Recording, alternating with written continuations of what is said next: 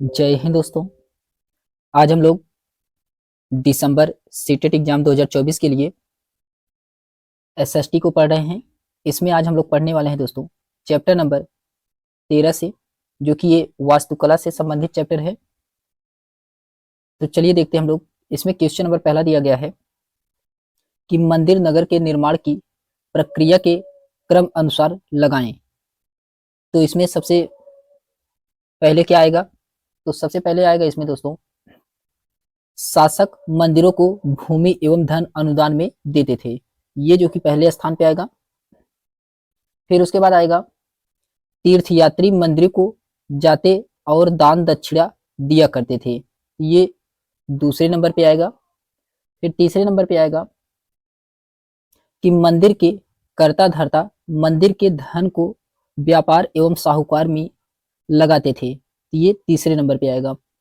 और चौथे नंबर पे आएगा दोस्तों कि बड़ी संख्या में पुरोहित, पुजारी, कामगार और व्यापारी मंदिर के पास बस गए थे। ये चौथे नंबर पे आएगा। तो इसका राइट आंसर क्या होगा? इसका राइट आंसर होगा CADB। CADB इसका राइट आंसर होगा। ऑप्शन नंबर इसका सी वाला राइट है दोस्तों।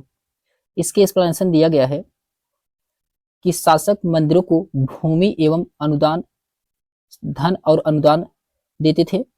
दूसरे पे आएगा तीर्थयात्री मंदिर को जाते और दान दक्षिणा देते थे।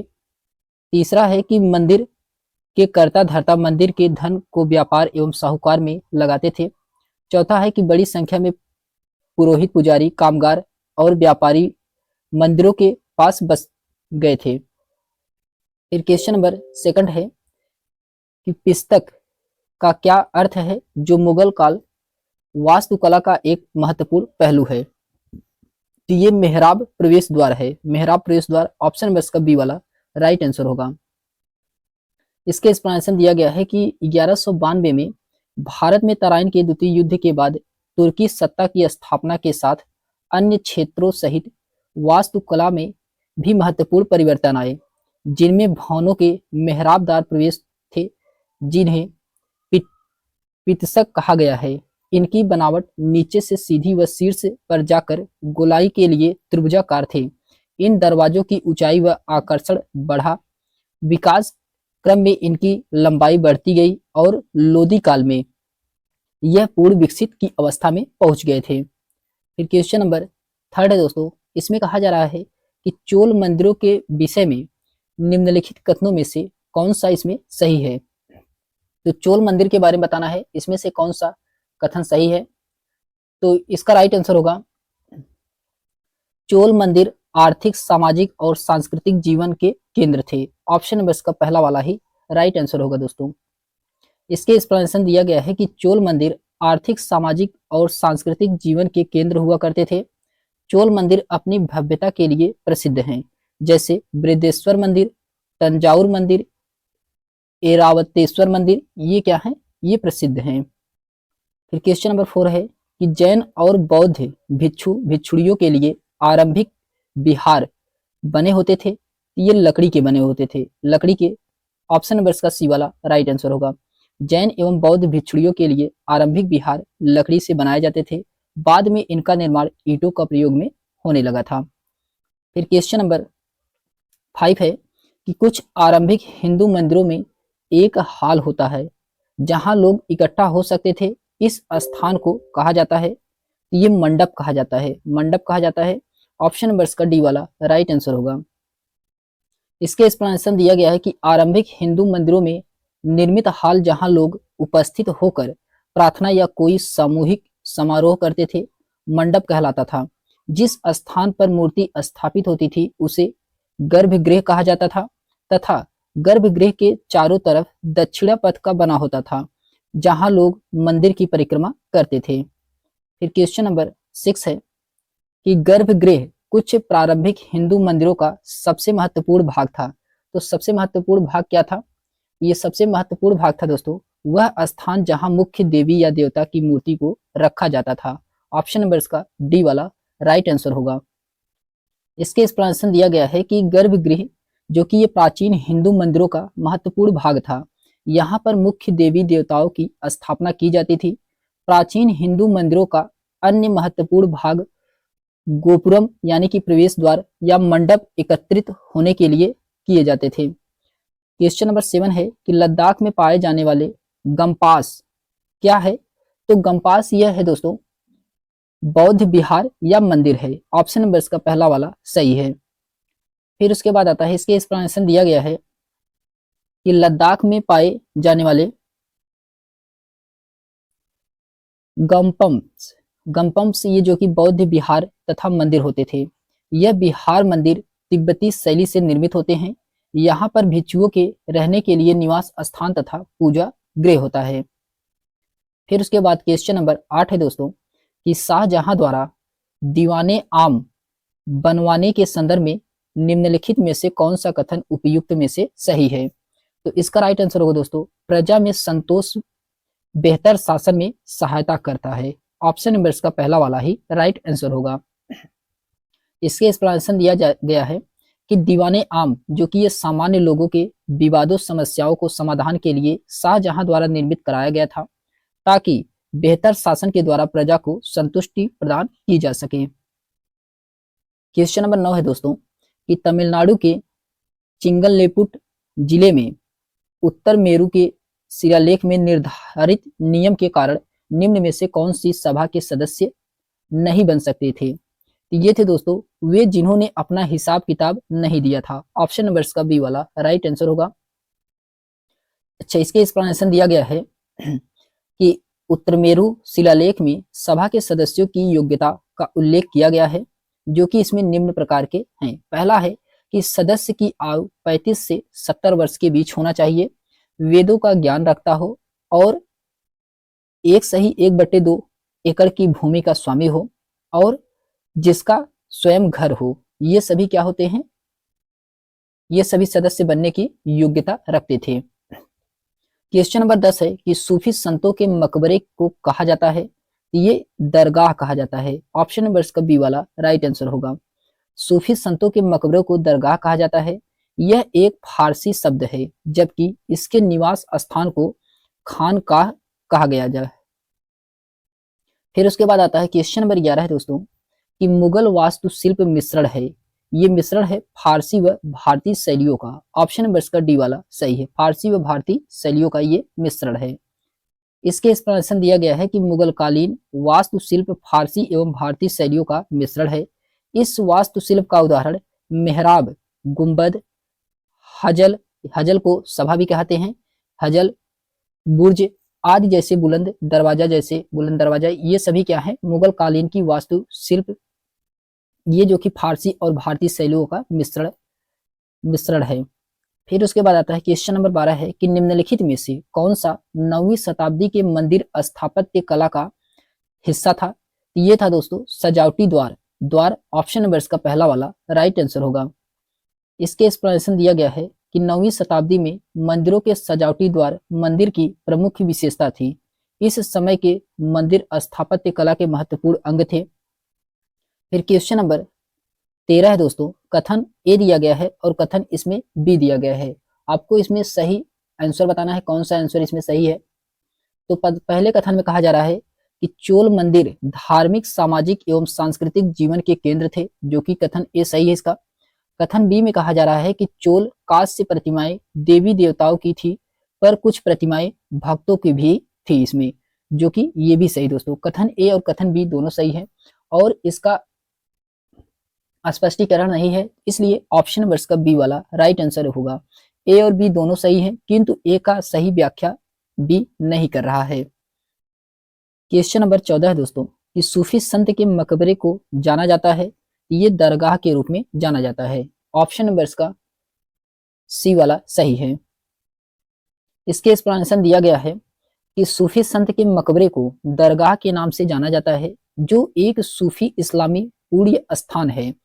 किसी दरगाह के साथ अक्सर सूफी बैठके और विश्राम गृह बने होते थे, जिन्हें खानकाह कहा जाता है। वह स्थान जहां ईद के मौके पर लोग इकट्ठा होकर नमाज अदा करते हैं, ईदगाह कहलाता है। गुलफ रोंसा जो कि यह क्या है? त्योहार है। फिर क्वेश्चन नंबर 15 है दोस्तों कि निम्नलिखित में से कौन सा मुगल चहार बाग का एक स्थल नहीं है, यह है दोस्तों कुब्बत उल इस्लाम मस्जिद। ऑप्शन नंबर इसका बी वाला राइट आंसर होगा। अच्छा, इसके एक्सप्लेनेशन दिया गया है कि निम्न में से कुब्बत उल इस्लाम मस्जिद चहारबाग शैली का स्थल नहीं है। मुगल काल में जो कि चहारबाग शैली का कौन कौन सा था, तो हुमायूं के मकबरे का चार बाग, ये जो कि दिल्ली में है। कश्मीर में शालीमार बाग का सीढ़ीदार चार बाग, ये कश्मीर में है। लाल महल बारी में चार बाग को तटीय बाग के रूप में अपनाया गया। फिर उसके बाद आता है इसमें और भी दिया गया है कि कुब्बत उल इस्लाम मस्जिद कुतुब मीनार के पास स्थित है, जिसका निर्माण कुतुबुद्दीन ऐबक ने 1192 ईस्वी में शुरू करवाया था। इसके एक्सप्लेनेशन दिया गया है कि अभिलेखागार वह स्थान है जहां खुदाई में पाई गई मूर्तियों को रखा जाता है, ये जो कि गलत है। बी में कहा जा रहा है कि पुरातत्वों द्वारा प्राप्त किए गए पत्थर और ईंटों से बनी इमारतों के अवशेषों को रखा जाता है, तो ये भी क्या है, ये भी गलत है अभिलेखागार के संबंध में। सी में है कि ऐतिहासिक पांडुलिपियों तथा दस्तावेजों को रखा जाता है, ये सही दोस्तों। ऑप्शन नंबर का सी वाला ही राइट आंसर होगा। फिर उसके बाद आता है इसके एक्सप्लेनेशन दिया गया है कि अभिलेखागार दो शब्दों से मिलकर बना है। अभिलेख धन आगार, जो कि अभिलेख का तात्पर्य होता है कि ऐतिहासिक पांडुलिपि तथा दस्तावेज है, जबकि गार का तात्पर्य होता है कि रखने का स्थान होता है। इस प्रकार अभिलेखागार का स्थान होता है जहां ऐतिहासिक पांडुलिपियां तथा दस्तावेज को रखा जाता है। क्वेश्चन नंबर 17 है कि चोल राजा राजेंद्र प्रथम द्वारा 11वीं शताब्दी में बनाए गए विश्व मंदिरों के संदर्भ में निम्नलिखित मिलान कीजिए, और सही विकल्प का चयन करना है आपको। इसमें मिलान करके सही विकल्प का चयन करना है। इसमें दिया गया है कि सूर्य पीठिका ये किससे संबंधित है, ये संबंधित है चालुक्यों से, चौथा सही है। नंदी मूर्ति ये संबंधित है पूर्वी चालुक्यों से, ये पूर्वी चालुक्यों से, तीसरा सही है। भैरव की एक प्रतिमा ये कलिंगों से संबंधित है, दूसरा सही है।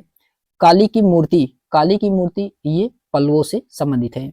तो इसका राइट आंसर क्या होगा, ए का चौथा है, बी का तीसरा, सी का दूसरा और डी का इसमें पहला सही है दोस्तों। इसका राइट आंसर होगा ऑप्शन नंबर का डी वाला राइट आंसर होगा। अच्छा, इसके एक्सप्लेनेशन में दिया गया है कि सूर्य पट्टिका ये चालुक्यों से संबंधित है, नंदी मूर्ति पूर्वी चालुक्यों से, भैरव की एक प्रतिमा कलिंगों से, काली की मूर्ति ये पल्लव से। फिर क्वेश्चन नंबर 18 है कि निम्नलिखित में से कौन मेल नहीं खा रहा है, इसको बताना है। खजुराहो मंदिर ये चंदेल शासक के द्वारा बनाया गया था, सही है। एहोल मंदिर चालुक्य शासक के द्वारा, ये भी सही है। कांचीपुरम पल्लव शासक के द्वारा, ये भी सही है। जबकि महाबलीपुरम ये चोल के द्वारा नहीं बनवाया गया था। तो महाबलीपुरम मंदिर ये बनवाया गया था दोस्तों पल्लव के द्वारा, ये चोल गलत है इसमें। तो ऑप्शन नंबर इसका डी वाला यही इसमें सही सुमिलित नहीं है। फिर उसके बाद आता है क्वेश्चन नंबर 19 है कि निम्नलिखित कथनों पर विचार करें और सही विकल्प का इसमें चयन करना है। कथन फर्स्ट और कथन सेकंड दिया गया है, इसमें बताना है आपको कौन सा कथन सही है। तो पहला दिया गया है इसमें कि 7वीं शताब्दी से शासकों ने बड़े मंदिरों का निर्माण करवाया कर भी अपनी सत्ता और संसाधनों का प्रदर्शन करने का प्रयास किया, जो कि पहला कथन सही है। दूसरे कथन में कहा जा रहा है कि 10वीं और 11वीं शताब्दी के दौरान शासक एक दूसरे के राज्यों पर आक्रमण करते थे तो मंदिरों को अपना निशाना बनाते थे, ये भी सही दोस्तों। इसमें कथन फर्स्ट और कथन सेकंड दोनों सही है और सही इसका एक्सप्लेनेशन भी कर रहा है। तो ऑप्शन नंबर इसका डी वाला राइट आंसर होगा। फिर उसके बाद आता है क्वेश्चन नंबर 20 है कि ऊंची भीतरी छत में प्रतिच्छेदी मेहराबों वाली वास्तुकला की यह शैली किसके बीच समान है, ये समान है दोस्तों वृंदावन का गोविंद देव मंदिर और फतेहपुर सीकरी के महलों की। ऑप्शन नंबर इसका पहला वाला ही राइट आंसर होगा। ऑप्शन नंबर इसका फर्स्ट वाला राइट आंसर होगा दोस्तों। इसके एक्सप्लेनेशन दिया गया है कि ऊंची भीतरी छत में प्रतिच्छेदी मेहराबों वाली वास्तुकला की यह शैली वृंदावन का गोविंद देव मंदिर और फतेहपुर सीकरी के महलों के बीच समान है।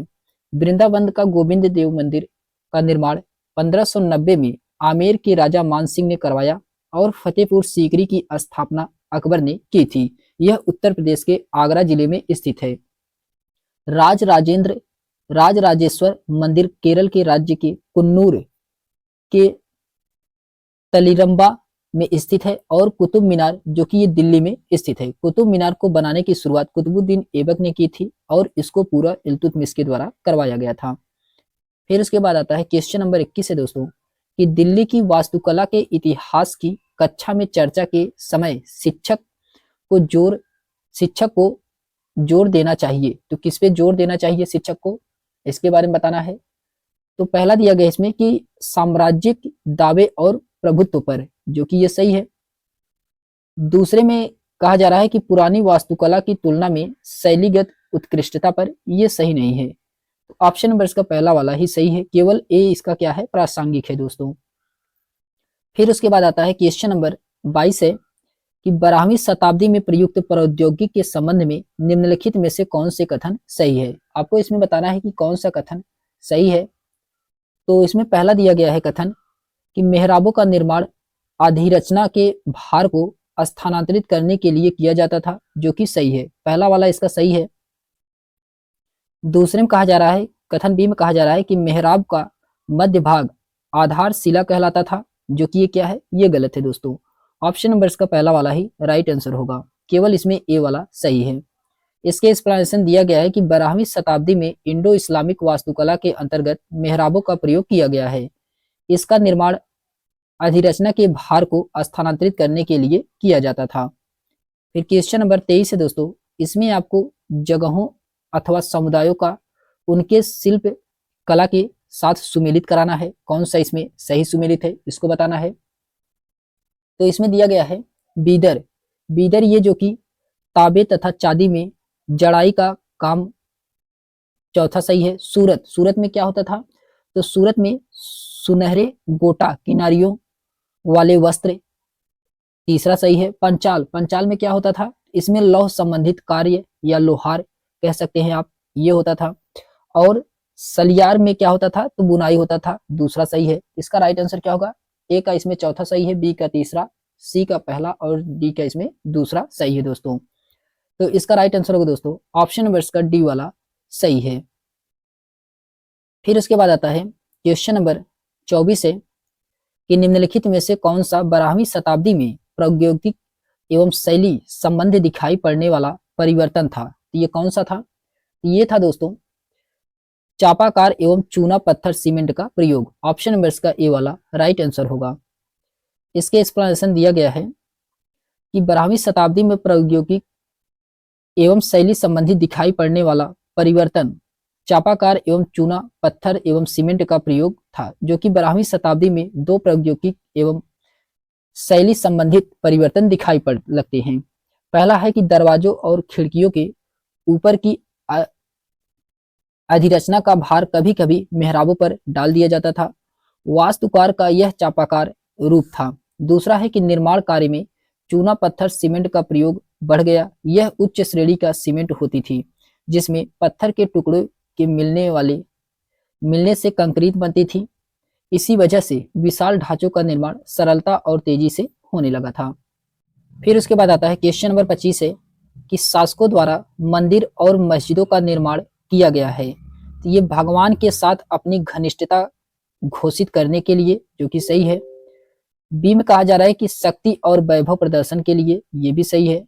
सी में कहा जा रहा है पुजारी वर्ग को संतुष्ट करने और उनका समर्थन पाने के लिए, तो ये भी क्या है, सही है दोस्तों। इसमें तीनों कथन क्या है, सही है।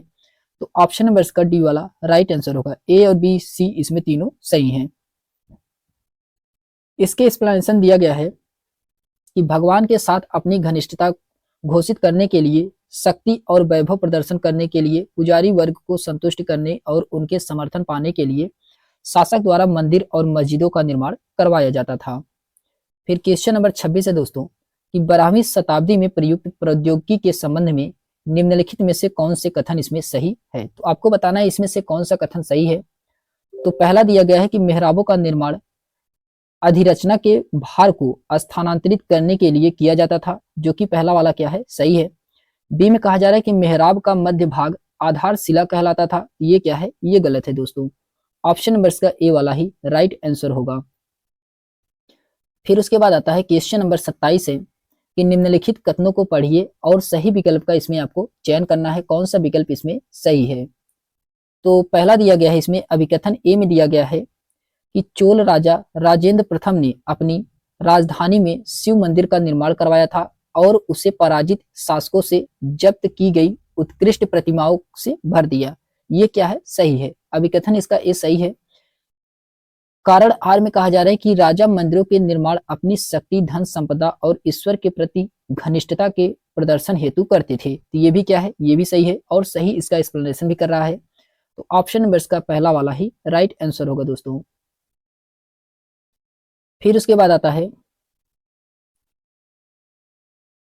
इसमें दिया गया है कि राजा मंदिरों के निर्माण अपनी शक्ति, धन संपदा और ईश्वर के प्रति घनिष्ठता के प्रदर्शन हेतु करते थे। इसी तरह 11वीं शताब्दी के आरंभ में जब चोल राजा राजेंद्र प्रथम ने अपनी राजधानी में शिव मंदिर का निर्माण करवाया तो उसने पराजित शासकों से जब्त की गई उत्कृष्ट प्रतिमाओं से भी भर दिया। क्वेश्चन नंबर 28 है कि कंदरिया महादेव मंदिर का निर्माण किस राजवंश के द्वारा करवाया गया था? ये चंदेल वंश के द्वारा। ऑप्शन नंबर इसका बी वाला सही है, चंदेल वंश इसका राइट आंसर होगा। इसके एक्सप्लेनेशन दिया गया दोस्तों कि खजुराहो स्थित कंदरिया महादेव मंदिर का निर्माण भारतीय मंदिर स्थापत्य की शैली प्रकाष्ठा है, जो कि ये चंदेल राजाओं के द्वारा निर्मित खजुराहो के मंदिर अपनी कामोद्दीप एवं श्रृंगार प्रधान प्रतिमाओं के लिए बहुत ही प्रसिद्ध है। इसमें श्रृंगार रस को उतना ही महत्व दिया गया है जितना कि मानव की आध्यात्मिक खोज को और उसे पूर्व ब्रह्म का एक ही महत्वपूर्ण अंश माना जाता है। इसीलिए अनेक हिंदू मंदिरों में आलिंगन बद्धु मुथुन को शुभ मानकर उसकी मूर्तियां स्थापित की हुई है। और खजुराहो में बहुत से मंदिर हैं जिसमें 64 योगिनी मंदिर विशेष रूप से उल्लेखनीय है। यह 10वीं शताब्दी से पहले का है। फिर क्वेश्चन नंबर 29 है दोस्तों कि 8वीं और 18वीं शताब्दी के मध्य विभिन्न क्षेत्रों में साझी वास्तुकला शैलियां पाई जाती हैं। क्यों पाई जाती हैं? क्योंकि इसमें दिया गया है दोस्तों कि बड़े साम्राज्यों द्वारा विभिन्न क्षेत्रों के साथ लाना और परिणाम स्वरूप उनकी आकार और शैलियों का परस्पर संकरण होना। ऑप्शन नंबर इसका ए वाला राइट आंसर होगा दोस्तों। फिर उसके बाद आता है क्वेश्चन नंबर 30 है कि पितसक का क्या अर्थ है, जो मुगल वास्तुकला का एक महत्वपूर्ण पहलू है। इसका अर्थ है दोस्तों मेहराबदार प्रवेश द्वार। ऑप्शन नंबर इसका बी वाला राइट आंसर होगा। इसके एक्सप्लेनेशन दिया गया है कि 1192 में भारत में तराइन के द्वितीय युद्ध के बाद तुर्क की सत्ता स्थापना के साथ अन्य क्षेत्रों सहित वास्तुकला में भी महत्वपूर्ण परिवर्तन आए, जिसमें भवनों के मेहराब द्वार प्रवेश थे जिन्हें पितसक कहा गया है। इनकी बनावट नीचे से सीधी व शीर्ष पर जाकर गोलाई के लिए एक त्रिभुजाकार थे, जिसमें दरवाजे की ऊंचाई व आकर्षण बढ़ा। विकास के क्रम में इनकी लंबाई बढ़ती गई और लोधी वंश तक यह पूर्ण रूप से विकसित अवस्था में हो गया था। फिर क्वेश्चन नंबर 31 है दोस्तों कि निम्नलिखित में से कौन सा कथन इसमें बताना है आपको सही है। निम्नलिखित में से कौन सा कथन सही है? पहला दिया गया है कि लाल किला आवासीय शैल से बना है जबकि ताजमहल कायांतरित शैल से बना है। ये सही दोस्तों, पहला वाला ही इसका राइट आंसर होगा। पहला वाला ही क्या है? इसका सही है। फिर इसके एक्सप्लेनेशन दिया गया है कि लाल किला अवसादी शैलों से बना है जबकि ताजमहल कायांतरित शैलों से बना है। यह कथन जो कि क्या है? सही है। लाल किला लाल बलुआ पत्थरों से निर्मित है जो कि अवसाद है, और जो चट्टानों अवसाद से मिलकर बनती है उन्हें अवसादी शैल कहते हैं। लाल किला 1638 से 1648 में मुगलों के 5वें बादशाह शाहजहां द्वारा बनवाया गया था। विश्वविख्यात ताजमहल मकराना राजस्थान के संगमरमर से बना है। संगमरमर एक कायांतरित शैल है जो चूना पत्थर के रूपांतरण का परिणाम है। फिर क्वेश्चन नंबर 32 है दोस्तों, इसमें कहा जा रहा है कि गर्भगृह क्या है? यह एक कमरा जहां मंदिर के देवी या देवता की मूर्ति रखी जाती है, उसे क्या कहते हैं? उसे गर्भगृह कहा जाता है। ऑप्शन नंबर इसका डी वाला राइट आंसर होगा। इसके एक्सप्लेनेशन दिया गया दोस्तों कि गर्भगृह एक कमरा है जहां मंदिर के देवी देवता की मूर्ति रखी जाती है। भारत में मंदिरों के दो श्रेणियों में बांटा गया है, उत्तर भारत की नागर शैली और दक्षिण भारत की द्रविड़ शैली। कुछ विद्वानों के अनुसार बेसर शैली भी एक स्वतंत्र शैली है जिसमें नागर और द्रविड़ दोनों की शैलियों का मिश्रण पाया जाता है। नागर शैली के मंदिरों में गंगा और यमुना जैसी नदियों देवियों को गर्भगृह के प्रवेश द्वार के पास रखा जाता था। इस शैली की एक आम बात है कि यह संपूर्ण मंदिर एक विशाल चबूतरे यानी कि वेदी पर बनाया जाता था। उन तक पहुंचने के लिए सीढ़ियां होती थी और आमतौर पर इन मंदिरों में द्रविड़ शैली के विपरीत कोई चहर दीवारी या दरवाजे नहीं होते थे। मंदिर में एक घुमावदार गुंबद होता था जिसे क्या कहा जाता था, उसे शिखर कहा जाता था। फिर क्वेश्चन नंबर 33 है दोस्तों, आपको इसमें सूची फर्स्ट को सूची सेकंड से सुमेलित कराना है। क्वेश्चन नंबर 33 में तो इसमें दिया गया है दोस्तों, ए दिया गया है ईदगाह। ईदगाह का जो संबंध है यह खुला प्रार्थना स्थल होता है ईदगाह, तीसरा सही है। दरगाह, दरगाह शांत का मकबरा, चौथा सही है। कुल दे सके, कुल दे सके ये जो कि ऐसा रास्ता जो एक जगह जाकर बंद हो जाता है। और खानकाह सूफी संतों के लिए विश्राम घर होता था, इसका दूसरा सही है। तो इसका राइट आंसर होगा दोस्तों ए का तीसरा, बी का चौथा, सी का पहला और डी का इसमें दूसरा वाला राइट आंसर होगा। ऑप्शन नंबर इसका डी वाला सही है दोस्तों। इसके एक्सप्लेनेशन दिया गया है कि ईदगाह एक खुला प्रार्थना स्थल है, दरगाह संतों के मकबरा को कहा जाता है, कुलदेश के ऐसा रास्ता जो कि एक जगह जाकर बंद हो जाता है, और खानगाह सूफी संतों के लिए विश्राम घर होता था। ईदगाह दक्षिण एशिया में उपयोगी इस्लामिक संस्कृति का एक शब्द है।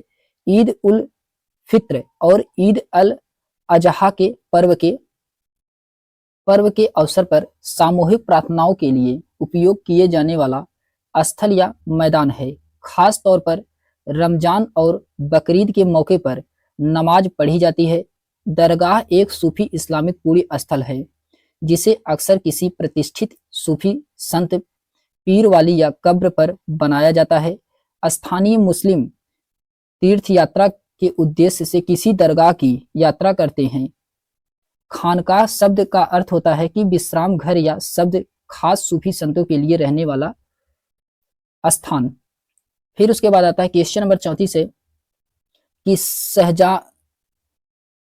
शाहजहानाबाद की योजना में यमुना का क्या भूमिका है। तो यमुना नदी का इसमें क्या भूमिका है, ये राजमहल को ही नदी पर पहुंचने का नियंत्रण देना। ऑप्शन नंबर इसका बी वाला राइट आंसर होगा। इसके एक्सप्लेनेशन दिया गया है कि शाहजहानाबाद की योजना में यमुना की भूमिका राजमहल को ही नदी पर पहुंच का नियंत्रण देना। इस योजना में शाहजहां ने एक विशेष अधिकार का प्रयोग किया और उसे अपना शाही महल यानी कि यमुना नदी के तट पर बनवाया। ऐसी योजना इसलिए बनाई गई थी ताकि बादशाह के महल को अलग पहचान मिल सके। यमुना नदी के निकट सम्राट के कुछ विशेष कृपा पात्रों का भवन बनाने का अधिकार दिया गया। फिर उसके बाद आता है क्वेश्चन नंबर 35 है कि चापाकार वास्तुकला में मेहराब की भूमिका क्या है। तो ऊपरी ढांचे को सुंदरता देना, जो कि ये गलत है। ऊपरी ढांचे को आकृति देना, ये भी क्या है, गलत है। ऊपरी ढांचे का भार वहन करना, ये सही दोस्तों। ऑप्शन नंबर इसका सी वाला ही केवल इसमें सही विकल्प सही है। ऑप्शन नंबर इसका सी वाला राइट आंसर होगा, केवल इसमें सी वाला सही है।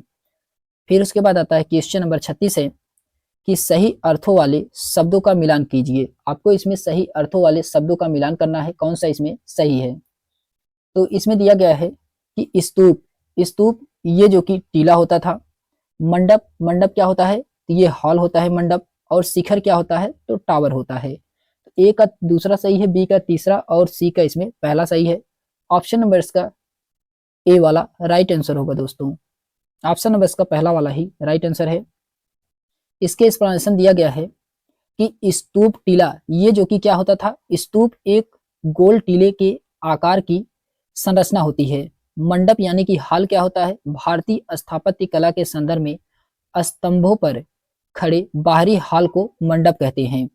फिर शिखर टावर क्या है, मंदिर के अंदर गर्भगृह के ऊपर टावर यानी कि नमूना नुमा रचना होती है जिसे क्या कहते हैं, शिखर या विमान कहते हैं। फिर क्वेश्चन नंबर 37 है कि निम्नलिखित वक्तव्यों को पढ़ करके सही विकल्प का आपको इसमें क्या है, चयन करना है, सही विकल्प कौन सा सही है। तो इसमें दिया गया है कि शासकों द्वारा मंदिर और मस्जिदों का निर्माण किया गया है। तो पहला है इसमें कि भगवान के साथ अपनी घनिष्ठता प्रमाणित करने के लिए, जो कि पहला इसका सही है। बी में कहा जाए शक्ति और वैभव प्रदर्शन करने के लिए, ये भी सही है। सी में कहा जाए पुजारी वर्गों को संतुष्ट करने और उनका समर्थन पाने के लिए, ये क्या है, ये गलत है दोस्तों। तो इसमें ए और बी सही है, जबकि सी क्या है, गलत है।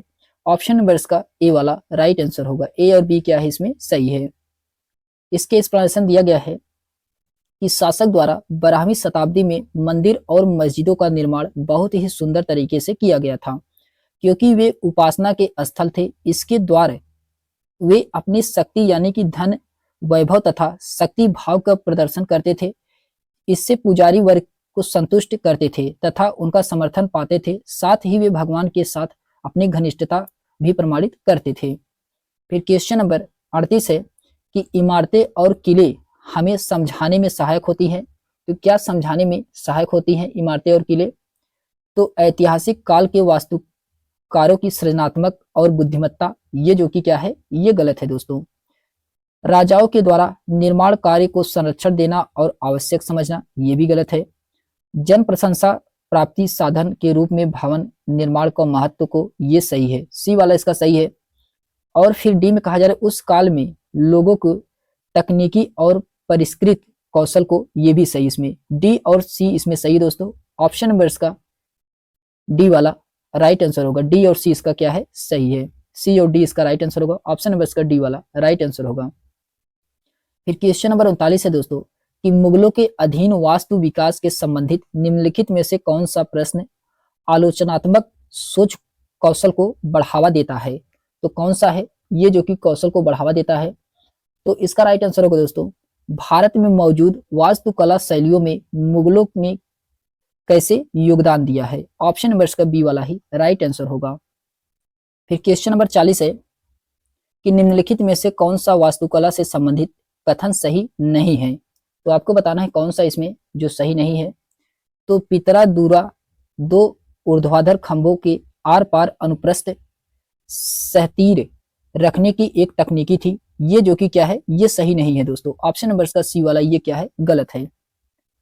फिर उसके बाद आता है क्वेश्चन नंबर 41 है कि 12वीं शताब्दी के निम्नलिखित में से किस शिलालेख में रथकारों की स्थिति पर विचार किया गया है? ये किया गया है उय्याकोंडन उदियार को, उय्याकोंडन उदियार। ऑप्शन नंबर इसका डी वाला ही राइट आंसर होगा।